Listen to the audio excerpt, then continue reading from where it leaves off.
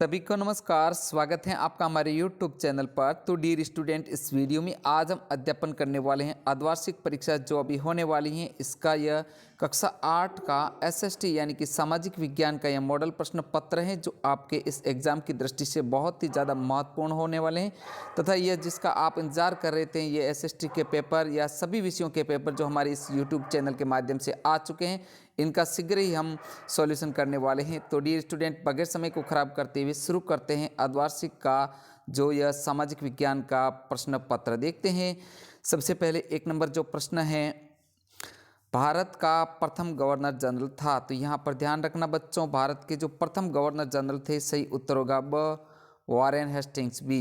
Next अगला 2 number प्रश्न, महाराजा रंजीत सिंह कहाँ के राजा थे। राइट आंसर होगा डी, पंजाब के राजा थे। नेक्स्ट अगला प्रश्न, चंपारण आंदोलन की शुरुआत हुई थी। ध्यान रखना 1917 में महात्मा गांधी ने चंपारण जो आंदोलन है, बिहार के अंदर चंपारण है, उसकी जो चंपारण आंदोलन की शुरुआत की। नेक्स्ट अगला प्रश्न 4 नंबर, मध्य प्रदेश में गुमंतु खेती को कहा जाता है। सही उत्तर होगा बी, बेवड़ कहा जाता है। बहुत ही अच्छा क्वेश्चन है, गुमंतु खेती को कहा जाता है बेवड़। नेक्स्ट है आगे 5 नंबर प्रश्न, भारतीय संविधान का जनक किसे कहा जाता है। सही उत्तर होगा सी, डॉक्टर भीमराव अम्बेडकर को भारतीय संविधान का जनक कहा जाता है। अगला है प्रिय विद्यार्थियों प्रश्न संख्या 6, जनता द्वारा चुने गए लोकसभा के प्रतिनिधियों को कहा जाता है। ध्यान रखना, जो जनता के जो चुने हुए प्रतिनिधि है लोकसभा में, उनको क्या कहा जाता है, सांसद कहा जाता है। सही उत्तर होगा बी। नेक्स्ट है अगला, निम्नलिखित में से कौन सा नवीकरणीय संसाधन है। तो इसका सही आंसर होगा सौर ऊर्जा। क्या है, नवीकरणीय संसाधन है, जबकि कोयला और पेट्रोलियम अनवीकरणीय यानी कि पुराने संसाधन हैं। नेक्स्ट अगला 8 नंबर, कौन से ग्रह को जल ग्रह कहते हैं। सही उत्तर होगा ए, पृथ्वी को जल ग्रह कहते हैं। अगला प्रश्न है 9 नंबर, जलियांवाला बाग हत्याकांड कहाँ हुआ था। ध्यान रखना, जलियांवाला बाग हत्याकांड जो अमृतसर में हुआ। अमृतसर कहाँ स्थित है, पंजाब के अंदर हुआ था। तो आगे है प्रश्न संख्या 10, प्राणियों और पक्षियों के व्यापार प्रतिबंध की सूची कौन सी संस्था बनाती है।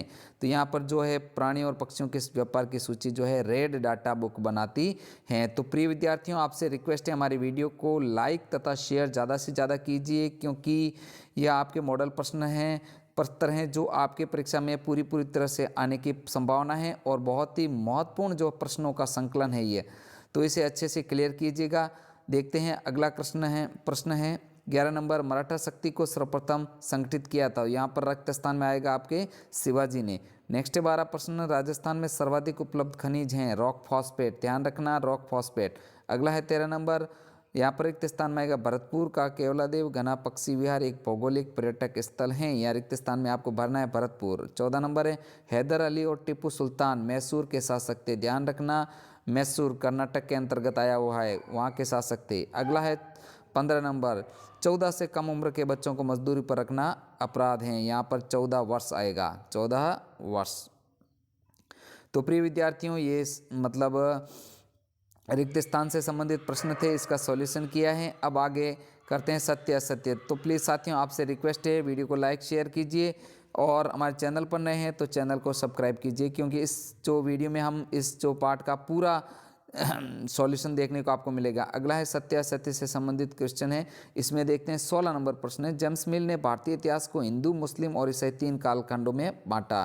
ध्यान रखना, यह कथन असत्य है, असत्य लिखना है आपको, क्योंकि जेम्स ने हिंदू, मुस्लिम तथा ब्रिटिश इन 3 कालखंडों में बांटा था। नेक्स्ट अगला प्रश्न, आंध्र प्रदेश का लबाड़िया समुदाय गाय भैंस के झुंड पालता था। यह कथन सत्य है। अगला 18 नंबर, भारतीय संविधान अपने नागरिकों को मौलिक अधिकारों का आश्वासन देता है। यह कथन सत्य है। हमारा देश 26 जनवरी 1950 को आज़ाद हुआ था। यह कथन गलत है। ध्यान रखना, हमारा देश 15 अगस्त 1947 को आज़ाद हुआ था। 26 जनवरी 1950 को क्या हुआ था प्यारे बच्चों, कमेंट में ज़रूर बताना देख करके आप। नेक्स्ट है अगला प्रश्न,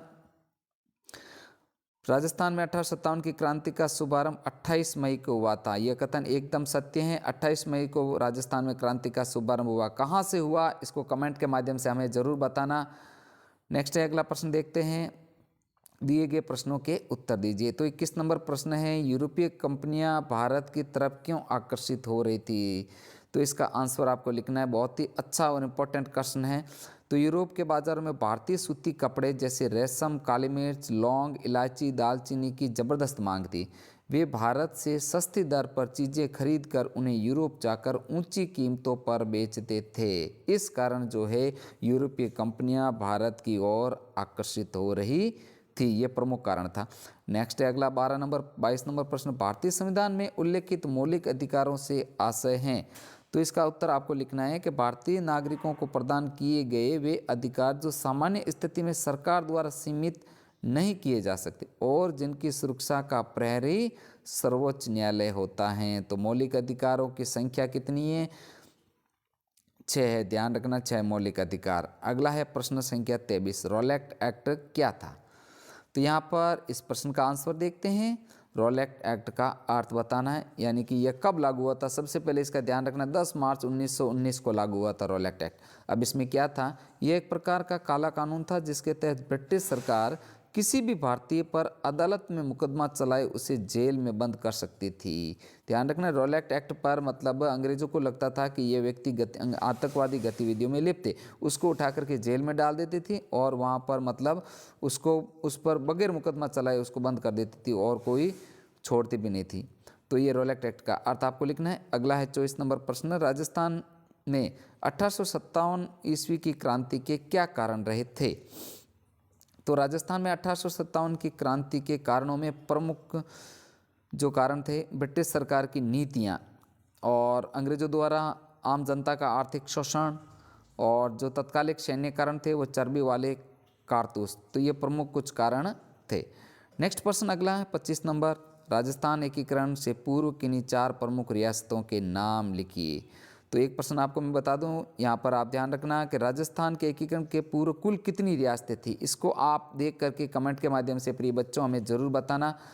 तो यहाँ पर 4 रियासतों के आपको नाम लिखने हैं, जैसे बूंदी, कोटा, टोंक, झालावाड़। ये कुछ प्रमुख 4 रियासतें थी, लेकिन आपको कमेंट के माध्यम से ज़रूर बताना है कि जो पहले कितनी रियासतें थी एकीकरण से पूर्व। अब अगला प्रश्न देखते हैं 26 नंबर, अनवीकरणीय संसाधन क्या है? तो इसका उत्तर है, ये वे संसाधन हैं जो मानवीय क्रियाओं द्वारा समाप्त हो जाते हैं, पुनः निर्माण में करोड़ों वर्ष लग जाते हैं। उदाहरण के लिए कोयला, पेट्रोलियम, प्राकृतिक गैस, ये अनवीकरणीय संसाधन। ध्यान रखना है, बहुत ही अच्छा और इम्पोर्टेंट क्वेश्चन है आपके वार्षिक की दृष्टि से भी। तो ये जो संसाधन है इनको पुनः पूर्ति में करोड़ों वर्ष लग जाते हैं, तो अनवीकरणीय संसाधन है। जबकि नवीकरणीय संसाधनों में आपको बता दूं जो है आपके सौर ऊर्जा और पवन ऊर्जा, ये जो क्या है नवीकरणीय संसाधन हैं। तो प्रिय विद्यार्थियों, हमने इस वीडियो में जो आपके अर्धवार्षिक परीक्षा का कक्षा 8 का यह जो मॉडल प्रश्न पत्र हैं जो आपके एग्जाम की दृष्टि से बहुत ही ज़्यादा महत्वपूर्ण होने वाला है और वेरी वेरी मोस्ट इम्पॉर्टेंट है, इसको पढ़ करके आप निश्चित ही परीक्षा के अंदर बहुत ही अच्छे अंक प्राप्त करोगे। तो डियर स्टूडेंट, आपको मेरे यूट्यूब चैनल पर कक्षा 8 के जो संपूर्ण विषयों के मॉडल प्रश्न पत्र उपलब्ध करवा दिए जाएंगे। शीघ्र ही आप उनका चैनल पर जाकर के अध्ययन कर सकते हैं। तो प्लीज़ साथियों, आपसे रिक्वेस्ट है, वीडियो को लाइक तथा शेयर जरूर कीजिए जिससे हमें मोटिवेशन मिले। तो मिलते हैं नेक्स्ट नए मॉडल प्रश्न पत्र के साथ में। वीडियो देखने के लिए आपका पुनः दिल से धन्यवाद।